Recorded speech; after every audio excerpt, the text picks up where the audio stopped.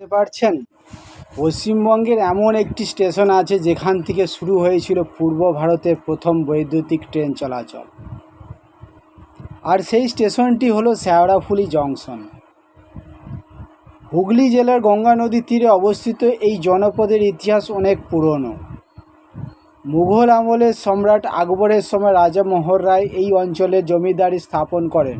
পরবর্তীকালে রাজা হরিশ্চন্দ্র রায়ের আমলে শেওড়াফুলি হয়ে ওঠে একটি গুরুত্বপূর্ণ বাণিজ্য কেন্দ্র। এই সময়ে গড়ে উঠেছিল বিখ্যাত শেওড়াফুলির হাট। কিন্তু শেওড়াফুলির প্রকৃত গুরুত্ব বাড়ে রেলপথের মাধ্যমে।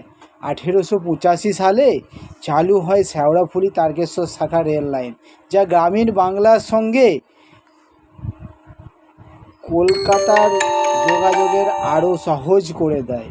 এই রেল ইতিহাসে এক গুরুত্বপূর্ণ অধ্যায়। 1957 সালে 1 ডিসেম্বর হাওড়া থেকে শেওড়াফুলি পর্যন্ত চালু হলো পূর্ব ভারতের প্রথম বৈদ্যুতিক EMU লোকাল ট্রেন।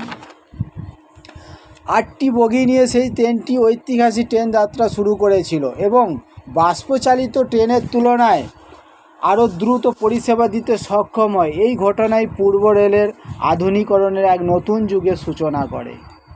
বর্তমানে শেওড়াফুলি জংশন শুধু একটি স্টেশন নয়, এটি হুগলি জেলার দ্বিতীয় বৃহত্তম রেল জংশন। হাওড়া থেকে মাত্র 22 কিলোমিটার দূরে অবস্থিত এই স্টেশন থেকে প্রতিদিন হাজার হাজার মানুষ যাতায়াত করছে। বিশেষ করে শ্রাবণী মেলার সময় অসংখ্য ভক্তদের দেখা যায় এখান থেকে গঙ্গার জল নিয়ে তারকেশ্বরের মন্দিরে জলাভিষেক করতে যান।